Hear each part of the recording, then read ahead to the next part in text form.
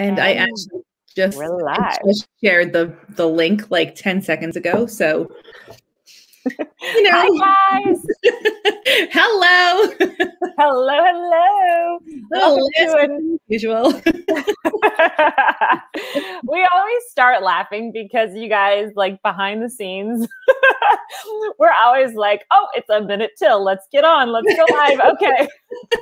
I'm always like, I wonder if Allison even remembered because she didn't ask for the link and I didn't give it to her. So, oh, Susan's here. Hi, Susan. I don't ask anymore because I just trust that like a minute before there's going to be the link and here we go. That's right. That's right. Exactly. Oh my gosh. So happy almost long weekend, Allison. Not that I don't actually take a long weekend because I work for myself. Right. Right. Yeah. Do you have any plans though? Well, so as you guys know, my kitchen has been torn apart since February, but the cabinets are all installed and my, they got installed this week, which was incredible. That's amazing. And it is, right? I know. It's like, yeah. And even though there's a lot more work to be done, it's going to take like, I don't know, at least 2 or 3 months to get countertops because everything's back ordered and like delayed and like whatever. So my construction guys are actually, my contractors are putting in fake countertops today of plywood so that I can actually like hook up my appliances. And so this weekend, I am going to move back into my kitchen. Oh, man. I'm very excited. That is worth celebrating. Right? Yeah. Since February, you said? Mm-hmm. Oh, wow. Yeah, That's it's a long time. Yeah. But I had, you know what? I did a lot of mindset work before this, and that's really, really helped because like, you know, we've been planning for this renovation for 15 years, like literally for 15 years and saving for it and everything. And finally, good morning, Dana. Good morning, Tammy. So, you know, finally, all of a sudden, like almost like overnight, actually it was overnight because it wasn't supposed to start until, so like, let me just back up here. We started looking for a contractor last summer, but you know, like with the pandemic and everything, it was all crazy. So we finally found a contractor that we really liked. And he's like, I can start, you know, next spring, which is basically like May, like this, you know, like whatever, like a month ago. So we're like, okay, great. Well, he had a whole entire house cancel on him because of the cost of construction materials, building materials. So he actually called us in February and was like, I'll be there on Monday. But you know, like when we start, so we like cleared out the whole entire house in like 4 hours, not the whole house, but the kitchen, the living room, the dining room, like most of the downstairs. And, you know, you feel like that pang of like sadness, even though like you've been dreaming about this forever, it's still like a little bit of a loss. But then also like, you know, it's going to suck for a really long time. I was like very adamant that this is such a blessing. And every time the suck started to feel like I had to just go back to that mindset shift. Like, no, this is a blessing. This is like what you are experiencing right now. Yeah, it's like inconvenient to wash dishes in the bathroom or to like, you know, whatever, have like dust everywhere or whatever. I mean, whatever, you know, like, and it's a lot of extra work, but this is a blessing. This is a blessing. It's a really, honestly, a minor inconvenience. So I really anchored in that mindset shift in the beginning because I knew it was the only way that I would make it through with like my sanity. So that's really good. That's preparing ahead of time with your mindset is like works for everything. That's really good that you just knew that was going to be like necessary and you could prepare your mind in that way. Although you didn't get as much time to prepare if he's like, hey, coming Monday. Well, no, I had to do fast mindset work. This was like mindset work on speed here, you know? Yeah. It's like, all right, let's just jump off a cliff and we're going to figure it out. It's going to work. It's going to be great. It's a blessing. And it is. But like, it's so easy to get caught up in a, you know, oh my God, this is so difficult, blah, blah, blah. Like, no, it's not actually. Right. And our mind's always going to do that, right? It's like, it always goes in that direction of like, oh, this is so hard and so terrible and all the things. Yeah. It's one of those things that I use frequently on myself when my mind's like, this is so hard. I'm like, okay, no, but like, what are you comparing it to? Because actually this is easy.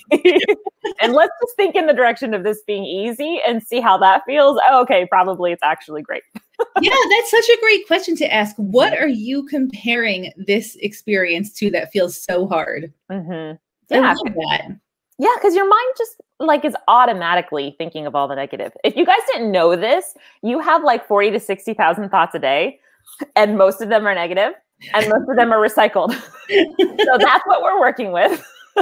Groundhog Day up in that mind all the time. Yeah. Yeah. You just always have to be like, okay, brain, like you're looking at this side of the information. There's a whole other side that we could look at. Oh my gosh. Imagine what it would be like if we had 40 to 60,000 new thoughts every day instead of reliving our yesterdays every day. Oh my. So actually one of my mentors said this one time, and I always thought it was brilliant. She said, if you work on like one thought a day, and it doesn't even have to be one entirely new thought. It can be, because so many of our stuff, we just work on layers of like the same things, right? So it's like, just work on like a thought a day, and maybe it's kind of a new layer of a similar thought, and that's fine. You'll be a totally different person in a year. Just one. It's so cool. Yeah. All right. So here's a challenge for the audience. What is one thought that you can start to work on shifting just today? Just one little thought. Drop it into the comments because we want to know, what's your one thought that you can work on shifting? Yeah. Good. That's good stuff. This is action. We're doing action steps in the show with no name. What can you shift immediately? I like to see rapid progress. Like, I'm done with like, like I want to like start making progress now. Like, do something right now, right? Yeah, move, just move. Yeah. Yeah. What are some of your favorite thoughts that have helped you? And I know that, and like, I know it's probably familiar, with this right now with your construction stuff. And I know that you said like, actually, this is great. And this is a blessing. What were some of the other thoughts that really helped you get through this construction project? Yeah. Well, I also was determined to like maintain positive relationships with my immediate family members during this whole thing. Yeah. One person in particular, we've actually done really well. Like, Yeah, good. It's a first for us. That's amazing. Yeah. And then, I know it's like been stressful for the kids also, but I said to them, listen, this is a year unlike any other. Like, so we're just going to make it even more different, right? Like, yeah, you weren't in school every day. Like, you have to wear masks. Like, all of your like routines are upset. Like, everything you do is different. So let's just add to the chaos. Like, sometimes adding to chaos is like the right time. Like, chaos on chaos is okay, right? Yeah. Yeah. Well, and it's almost like, let's make it a game. Yeah.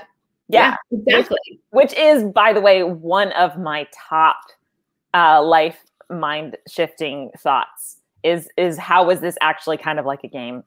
That was fun. So look, Emily just posted into the comments. Emily, I love this. She says, I'm still working on the mindset of doing the housework. Like, I get to clean up after everyone rather than I have to clean up after everyone. That's a tough one for me. Yes, it's tough, but it is like a gift to your future self. Like, and one of my other mindset things is we work with a lot of people who have physical limitations.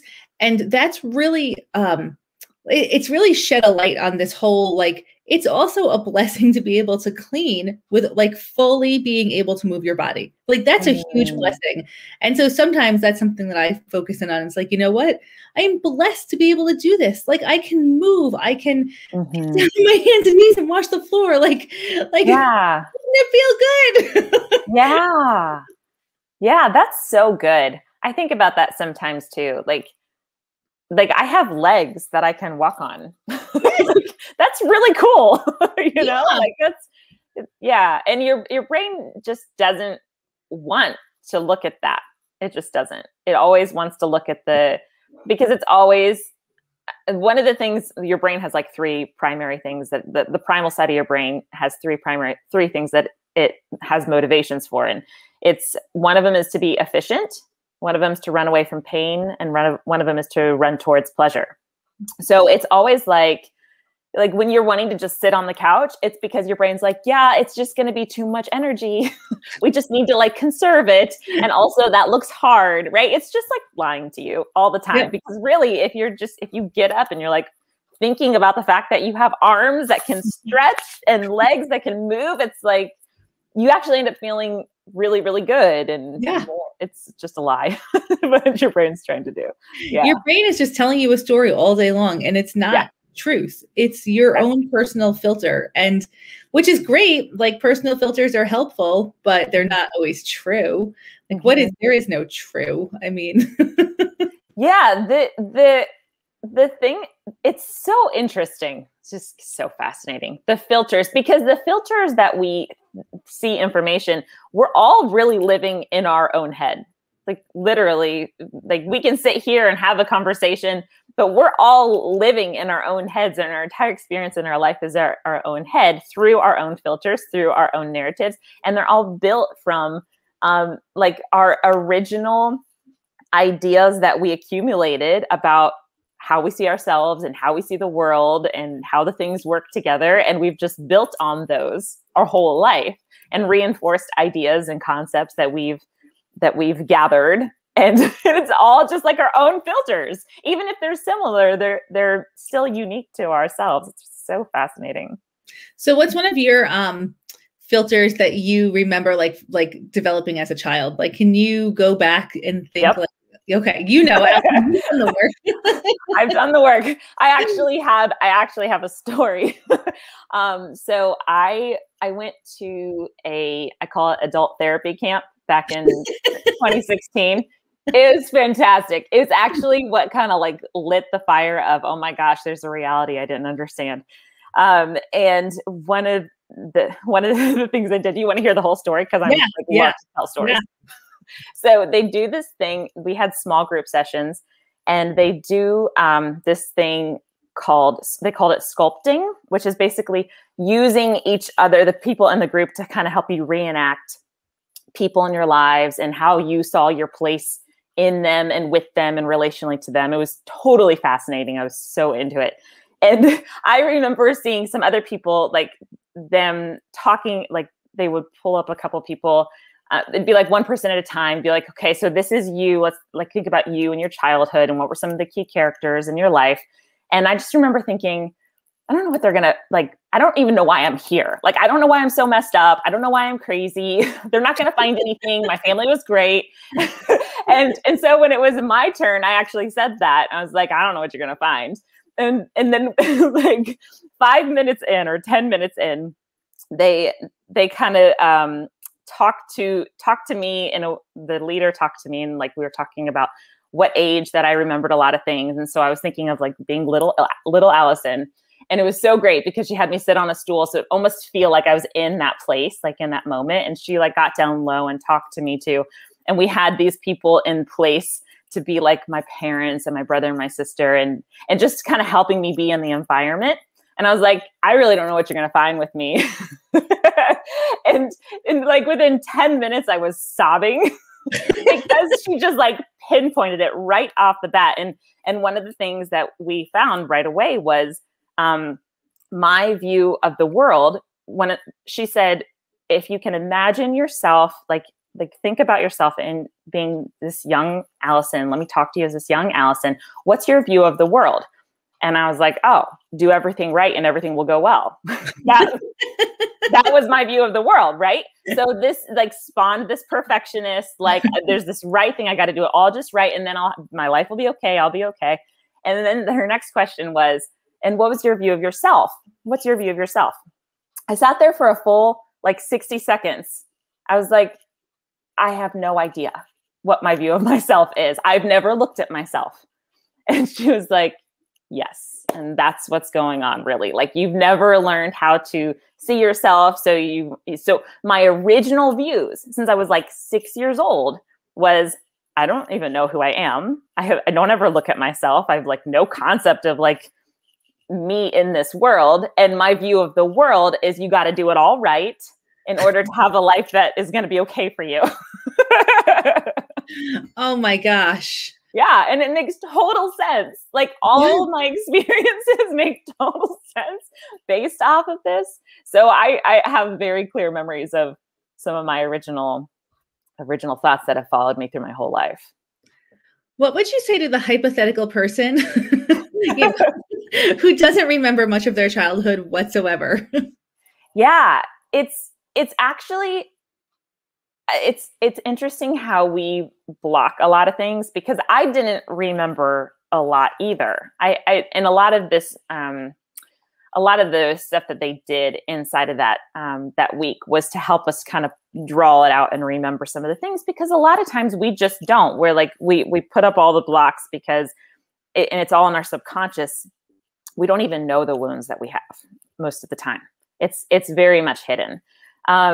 So well, let me say, Allison, I literally don't remember a lot of things that I just don't. I don't know if I have a bad memory in general, but like I literally don't remember a lot of events that transpired in my childhood. And it's very upsetting for my mom, right? She always is like, well, of course you don't remember that. But like, I actually don't remember. So I'm not like, and this is a source of, you know, it's just something between us, right? Like, it's not like I'm trying to be mean or nasty, or that I've like, you know, I just actually don't remember. Like, I don't recall the like things that she remembers. Now, she probably doesn't recall all the things that I remember, but there's a lot of focus on how, well, Jessica doesn't remember that. Like, what do you remember? What are some, like, let me just ask you this. What are some, do you remember having like feelings of, like a lack of safety, or do you just remember it feeling just be like pretty good, and so there's just sort of a blur of oblivion, more like that? Or I remember certain experiences. I mean, I remember like certain, you know, narratives, right? I mean, I had a good childhood. There was nothing like crazy about it. It was I would say like a fairly typical growing up in the 80s, you know, like, type of childhood in the suburbs. Like, yeah, but I don't know. I guess there were just, my mom just seems to think that I don't remember anything that happened. And I don't, it's true. Like my younger years, I remember more from like high school on, you know, like those are like relevant experiences to me. But I just feel like it takes a lot for something to embed in my memory. And I think it's like an evolutionary advantage that I have, that I can just, I also, here's the other thing, as much as I don't remember anything good that happened, I also don't remember bad things either. So when I get into an argument with somebody, or when there's like a negative interaction, you know, some people can remember that for years and years and years. I literally forget it. Like, I just don't even remember like what the issue was, like pretty quickly. Like, you know, I actually have a friend who I had an argument with recently, and I remember waking up one day and then thinking like, what were we arguing about? Like, I couldn't even like put my finger on it. And I'm like, oh, okay, it's gone. Now I'm over. But like, she has never forgotten it, right? But like, I can't even go back and relive it, because it's like I process it and then I like delete it almost. Yeah. So that sounds like a gift. I know, but to people who like want me to remember something, it's like I'm doing something nasty to them by not like by choosing not to remember, you know?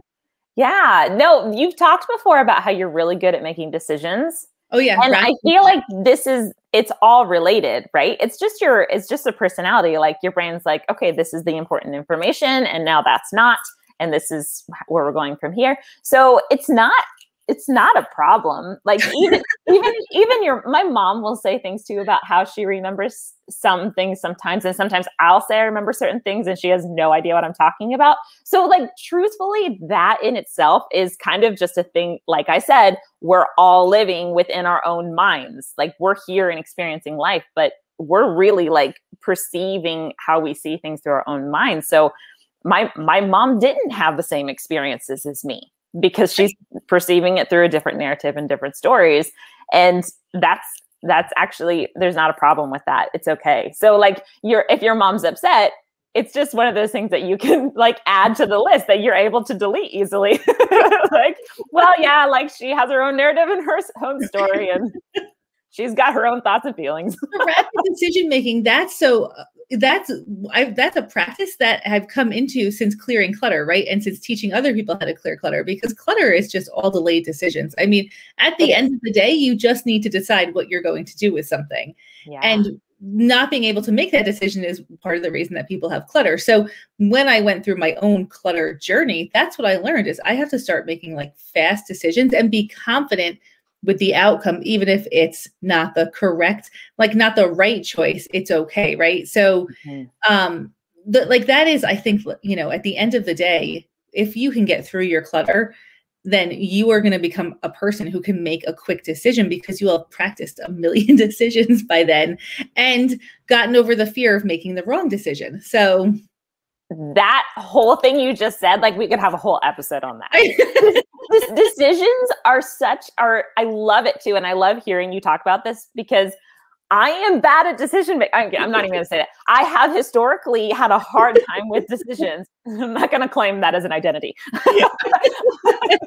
But historically, like, and I still do it. I'm like, because I'm like always thinking about like, oh, but what about all these possible situations?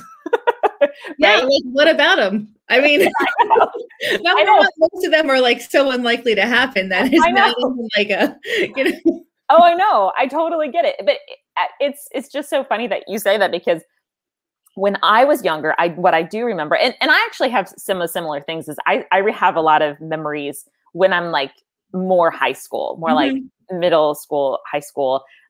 So I think that's also kind of common too. Like we're supposed to live in oblivion at that time. Good because we didn't like, that means that we were blessed with no trauma in our early years. Right? Like, right. That's a positive. I totally agree. Totally agree. So, so I remember like, I actually like thought about this as like a calculated thing that I would do in my head. I'd be like, if I had to make a decision that I wasn't totally certain on, which I was never totally certain on any decision, then I would get like 5 opinions and I would take a poll and then I would know, then I could feel confident in myself. Like the confidence in myself was what I never developed that skill. Like, I don't think I developed that skill until my 30s, honestly.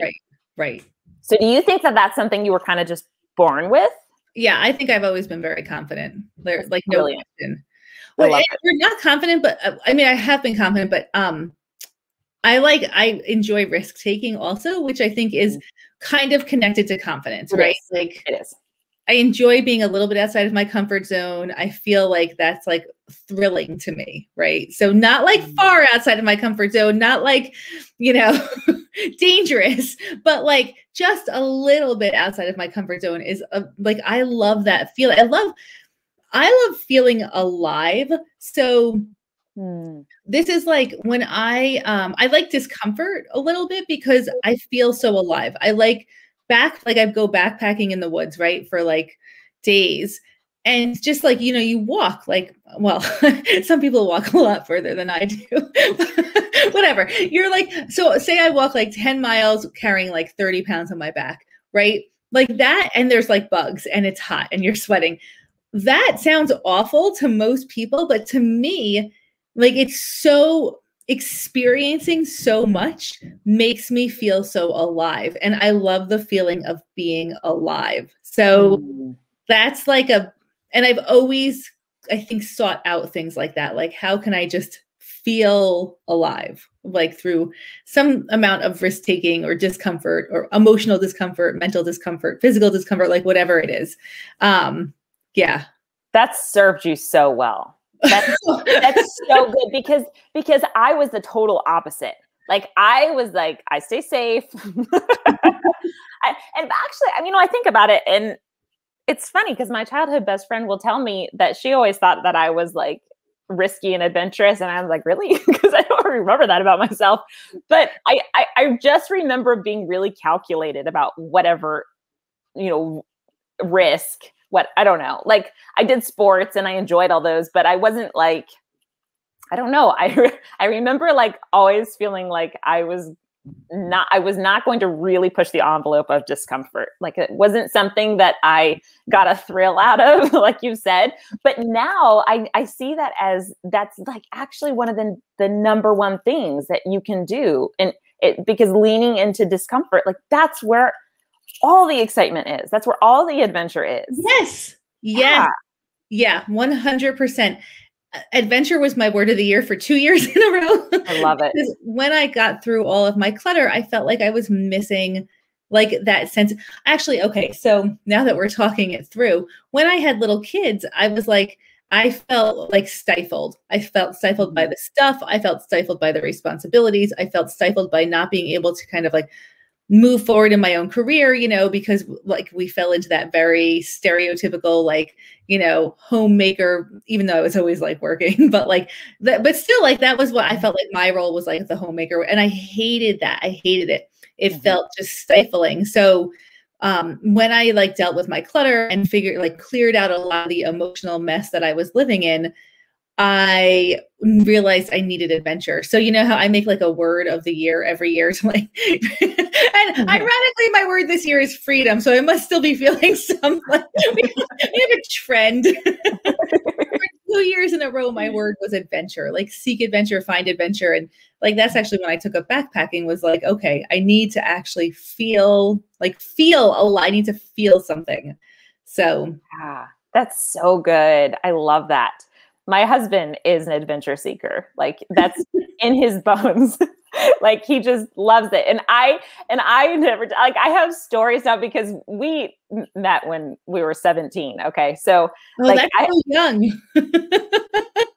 Yes. We have a whole episode on that. Yes. So young. But I have like, these stories of how like, I got into rock climbing because of him. I got into I went skiing, like all these things. But honestly, like the whole time I was a little bit like, this is not where I'm supposed to be. Like I'm terrified and I'm only here for you. And so there was like this side of it that was actually working against me because I was like, I don't even want to do this. This is out of my power. This is just like, I want to be together and you want to do this. Right.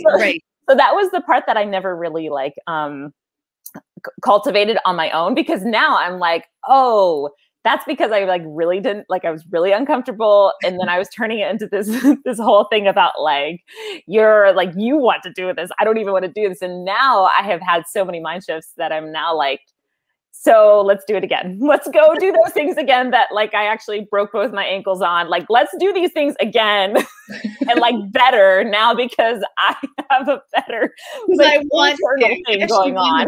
There. Now I know that I make my life and my choices. Oh my gosh, that's hilarious. So Allison, do you want to go on a backpacking trip with me? Oh my gosh, yes. Right? Wouldn't that be fun? Yeah. Okay, I love it. Let's send that. And then we can live stream from our backpacking Oh trip. my gosh, you guys. This is so fun. I would love to do that. That's so great. Okay, Emily says, how do you find comfort and pleasure and fun and mindset for backpacking in the heat and camping with bugs? Well, it's not like it's all fun.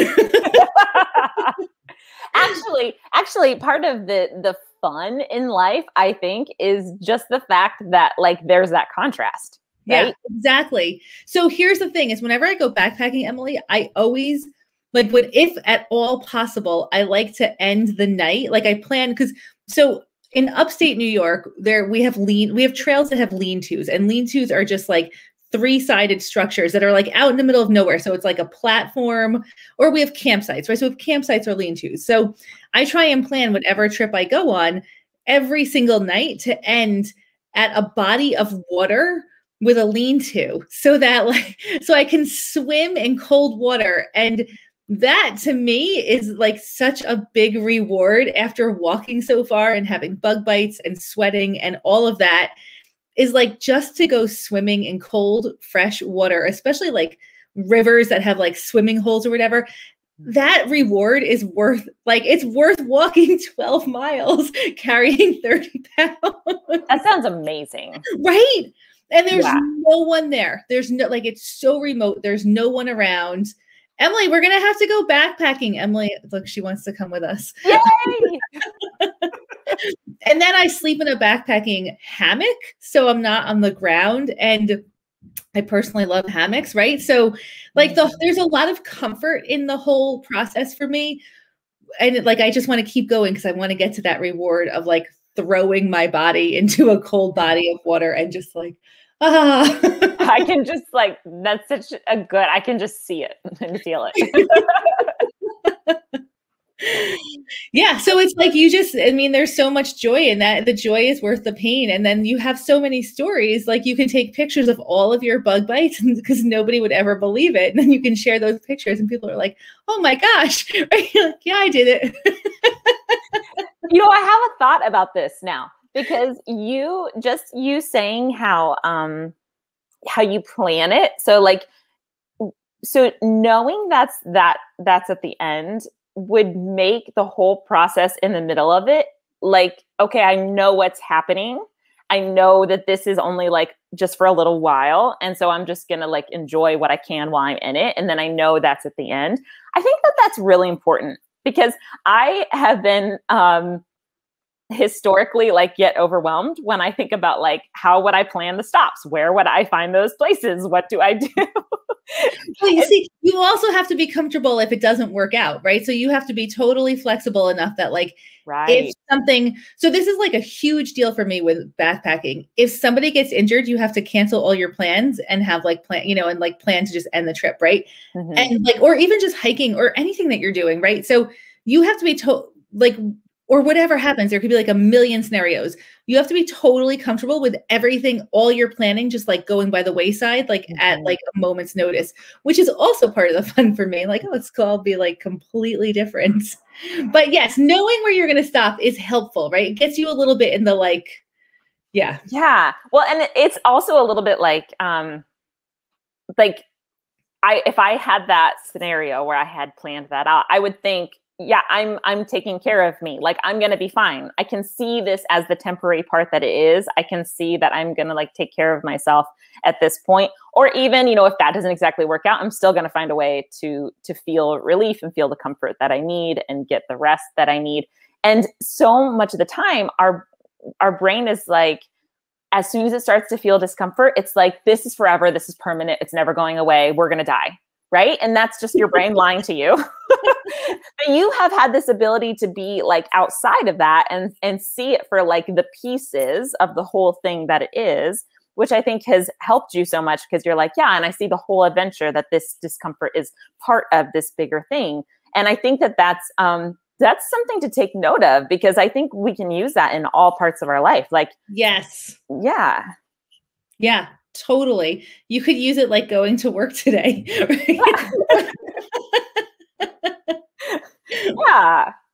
Okay. So here's where I have a hard time finding like the positive in the big or the adventure in the big experience is like, if I go now that I don't go shopping very much anymore, because this is another thing that like has totally changed in the last 2 decades, right? I used to shop a lot for like comfort. Like I love Target, right? I love Target. Mm-hmm. And I don't shop anymore nearly as much. So going into a store feels so uncomfortable to me. And I'm so sensitive to all of the like everything coming at you, right? Cognitive overload. Yep. Yeah. I need to change my mindset around that. I need to find some more adventure when I just do like mundane tasks. Or I've been starting to be like, how do I just eliminate things? Oh yeah. Well, believe me. That's what I mean, I know you do that too, but like there is so much cognitive overload at the store. And I'm like, I think maybe I need to like not go to the store. Like I need to just go to Aldi, which is close to me with like small, or I need to like just do it online because when I set up my Kroger like click list, like I don't see all the things all the time. Like that could just be what that's telling you too. Also. Okay, there is. So like when you go into a store, this is actually a great topic, I think.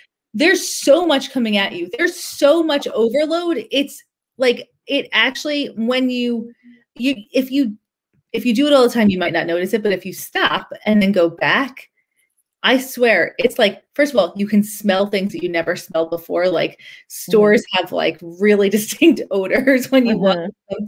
The air is different inside. The lights are super bright. There's a million noises. There's a million things to like see. And then like if you have your child with you, good luck. There's like a whole other layer that you have to deal with. Yep. Yeah. Yeah. It's funny. I think it's funny how much our mind is overwhelmed by so many stimulants, and we just think that we're crazy, or we like talk bad about ourselves about like not being able to do things. And it's like, actually, like you went to the store and that was a lot of cognitive overload. Like, you know, just anything, the way in which we look at our life, we think we're supposed to have this capacity for this enormous amount of information at all time, or we actually just think that's normal. Facebook. Every time you scroll on Facebook, your brain has to process every single post you see. Like there's just so much stuff we're dumping in our minds all the time. And this is why we're tired.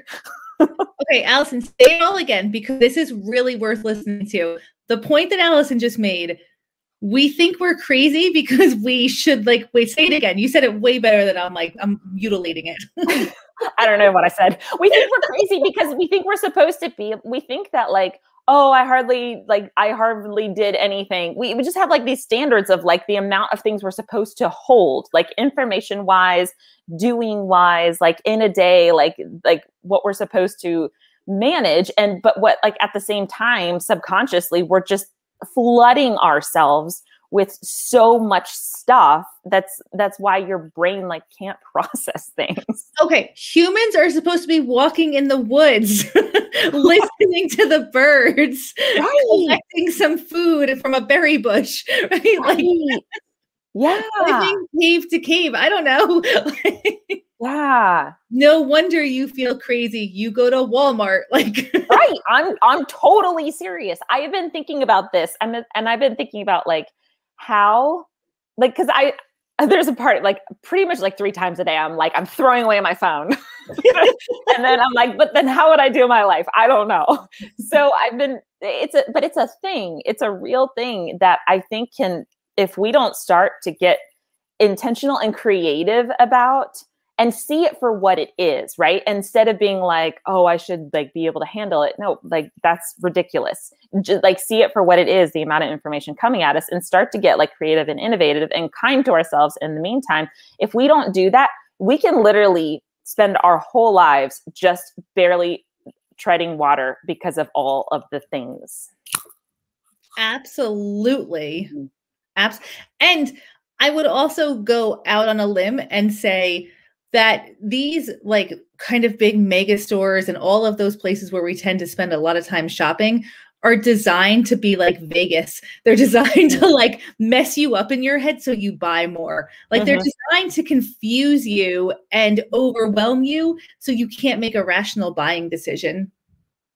I can't even tell you how many times I go in a store and I'm like, I'm in the aisle and I'm like, what am I doing? Like, what's going on? What did I need? I have a list. Like, why can't I think straight?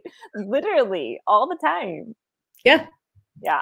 So if you're not online shopping for your groceries, you might want to consider, imagine this grocery shopping experience. Go outside, surround yourself in nature, look, make a list, check it off online, and then relax in a hammock and wait for your groceries to show up. Isn't that more pleasant than going to the store? Oh, that's beautiful. Actually, I used to get kind of like stressed out even just trying to do that online, because then it would like give me all these things. But I did it a few times for Kroger, and then I went on like recently and I was like, oh, it saved all those. Oh wait, yeah, I do need milk again. I do need that bread again. And I could just look at the stuff I'd already bought. I was like, wait a minute, why have I not known about this? Right. You just re-add from your old order. Like you don't have to get in the car. You know, you have to put on a mask. I mean, like you can just relax outside, enjoying the sky and listening to the birds. We are really meant to. And I think that it's really a sad, and I don't know like how we're going to do it as a society, but the phones and the way that we are so like our brain has changed because of like the information and so now like when we're not taking in information all the time, our brains like think something's wrong. Like how many times have you reached for your phone? You're like, I don't even have a reason to reach for my phone. Right. But it's the breaking up of the thought patterns that are just like flow that's supposed to be just gentle and relaxing or relaxing during the day. Relaxate here. Relaxate. Relaxing with us. Just like throughout the day, you know, your brain like doesn't even know how to have that anymore. And so I don't know. I'm in the process of trying to figure out like how I'm going to stand against culture with my own mind. I don't know. I mean, I must reach for my phone at least 500 times a day. That is not an exaggeration. But my favorite, Allison, is looking at the weather instead of going outside. I don't do that, actually. Like, you know, like someone's like, what's the weather? Like my kids will be like, what's the temperature? I'm like, why don't you go stand outside? Why don't you go feel it? You tell me, That's like the funniest thing ever. I'm like, I wonder if it's raining. Let me look at my phone and see what my app says. Is there a lightning bolt in the app? Because that means it's thundering out. Oh my gosh. Pathetic have I become. Oh, well, even that is like, it's like our endless desire to know is constantly being like filled with endorphins, because it's like, oh, well, it's not raining right now, but like maybe it will be in an hour and I need to know this. Right. I need to be prepared for so this is the other thing, like the over preparedness of everyday life. Like, okay, I don't own an umbrella because I hate umbrellas. I find them to be the most frustrating tools ever. And then I'm afraid, like, if the little metal thing breaks, it's going to poke me in the eye. Like, there's no umbrellas. I like rain. Okay. So they're like, you know, I have worked with clients and we have been cleaning out their house and we have found like 25 umbrellas. Like that is like over preparedness to the max. Like, okay. And then you check the weather. What if there's like a 50% chance of rain 4 hours from now? Better find the umbrella. Like make sure you have an umbrella. Like, no, no umbrella necessary. Do you think that there's potentially like shame involved in this? Because I think that our culture has so much information that it's almost like, what, didn't you check the weather? Like what's wrong with you? Like that you don't know and aren't prepared for every possible thing. Yeah. Or like people who don't use GPS. It's like, really? You can't get there? Like, don't you have GPS? Like, you need to ask for directions. Why are you asking me for directions? Don't you have a GPS everywhere in your phone, in your car? Like, like old school, like directions. Yeah. Man, technology has just created a whole new world. And in some ways, it's amazing. Like, I love it. Like, I can sit here and talk to you like states away, right? And we can have like, I love the connections and the things that it's given us. It's just also like there's this whole beast side to it that's really sucking the life out of us, I think. You're so right though. Like, what are you, an idiot? You don't know what the weather's gonna be like.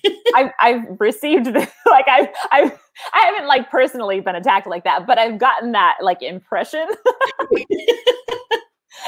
And it's funny because I am like the person who does not check the weather at all, because I'm like, it doesn't matter what I do. I'm not going to be prepared. Like, it's just always like, I just like stopped assuming that it's possible for me to like perfectly have it like ready. And well, it's also like, okay, so when with, you know, schools, they're sending out so much information and I just can't read it all. So I just delete it because I feel like it's just too much. Like there's too much information coming from like my kids' school, their teachers, like every single they both have like 8 teachers. All the teachers feel like they need to send an email like all the time, which is great. I get it. I know, but it's so much. But the school also sends out like 4 emails a day. So I just like blanket decided I'm going to stop receiving communications. Like I can't, it's too much for me to keep up with. And if there's an issue, it will be brought to my attention. Like I have a lot of faith that if there's a problem, it will be brought to my attention. But consequently,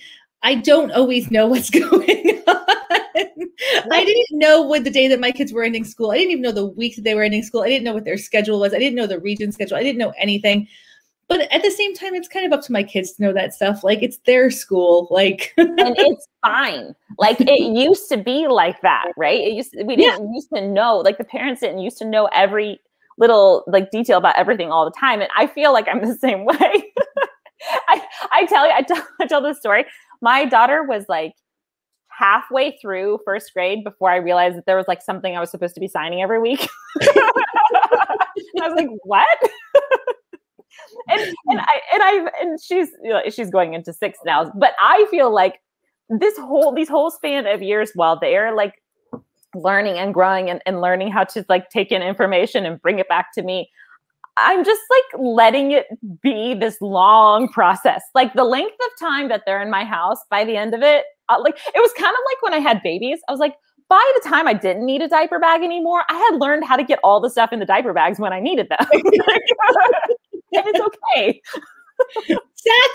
Exactly. I mean, what's the difference if I don't know like the schedule for like English class this week for Stella? Right. It doesn't, like, if she's failing, the school's going to contact me and say your daughter is not doing well. Right. And I'm just going to like wait for that call because I will be reached. Exactly. Oh my gosh, that's just too much information. But you do get judged when you don't know what's going on. You do. So this is where like the confidence comes into play so much. And it's so good that you already have such a strong base on it. It's something that I really built recently. So now I feel like triggers of like shame and like, oh, I'm a bad person. And then I'm like, talk myself down. Like, nope, I'm okay. Like I've got my own back. I trust that I'm getting the stuff that I need when I need it. And I think that's the real game, because what we do, I think that a lot of the times it's like the need to know everything is a control thing in order to feel like we're going to be okay. And we can think well about ourselves when we get to that point. Which you can do right now. You can do it right now. Okay, here's another example. This will be good for clothing. Okay, so I used to be a fundraiser and I would go to a lot of fundraising events. And I used to think that I had to have a different outfit for every single fundraiser that I went to, right? So I had to really which cost me a lot of money and time, because it takes a lot of time to shop for like nice like dresses for like benefits and things like that. So even just to go to work every day, I mean, it's like a lot of time. Like, so I decided I had to become the person who had one dress for every single event and was proud of that, right? So instead of being like nervous that people were going to judge me because I was wearing the same dress all the time, I was like, can I switch this around? What if I'm like proud that I have one dress only for every single event that I go to, and I don't have to waste any time shopping for that? And so I did, and I would tell people like, it's so awesome that I only have to like wear one dress like for every single event. Like, I'm so proud of this. Like, instead of being like, oh gosh, I'm so worried they're going to notice I'm wearing the same dress again. Like, that's brilliant, by the way. Like, yeah, you gotta be proud of your decisions. Especially if you're like actually saying that to people, like that's like giving people freedom right there. They're like, oh, I can think that way. Yes. Yeah. You can think that way. Yeah. Be proud of the fact that you don't read any information that comes from school, because you're saving a lot of time. Right. Saving so much brain energy. I've heard, I really like to think about my brain like a computer, and it really is helpful and kinder towards myself to think about like, I didn't actually realize this until I heard about like more about computers from my friend, but computers can only do one thing at a time. Right. Like, they actually don't do a million things at a time. It's just they're like, their memory goes from one thing to the next really fast. And it's the same way with our brain. Like, we're actually not meant to be like, let's do all the things. Let's do all the multitasking is a lie, actually. Your brain can only do one thing at a time. The only thing you're doing when you're multitasking is you're switching back and forth really fast, which is actually fracturing the way that your brain processes the information. And that's why it always like feels like none of it really gets done well. But yeah, it's really good for your brain to simplify and to minimalize. And it's all in how we end up thinking about ourselves. Like, it's exactly what you did with that mindset shift over your dress. You can do it with like multitasking too. Instead of like valuing multitasking as an ability that you might want, you can value non-multitask. What is it called when you don't multitask? Singly tasking. Doing one thing at a time. Tasking. Being zen. You can be the person who's like, I'm so proud that I don't try to multitask because that's when I mess up. Like, I'm so proud of myself for singular tasking. What would we call that? Doing one thing at a time. There's got like, what is the opposite of multitasking? Unmultitasking? Like de-multitasking. Multitasker. We just made multitasker into like this big, grand, beautiful thing, and so we had to give it a special name. Monotasking. Okay. I'm a monotasker. I love it. Have you heard of the monotasking movement? Oh, we're gonna start this movement. Yes. There was a show with no name. Love it. We did a movement with no name. It values doing nothing. And I watch it every week. Wait, we should write this down. It's all being recorded, Allison. Somebody can go back and find it again. Write this down. I love that so much. Oh my God. It's actually true though. Like, the value of doing nothing is such a radical thought process, especially in a culture that like defines success as all these things that we're all trying to get to like all the time. And they're just crazy and makes us crazy. And like, at the end of your life, that's not the kind of life you want to live. Yeah. I think, I've often read that little meme that goes around that like nobody on their deathbed wishes that they worked more, right? Like, you're not going to be like on your deathbed wishing you worked more. You're probably also not going to be on your deathbed wishing that you multitasked more. Oh my gosh. Right?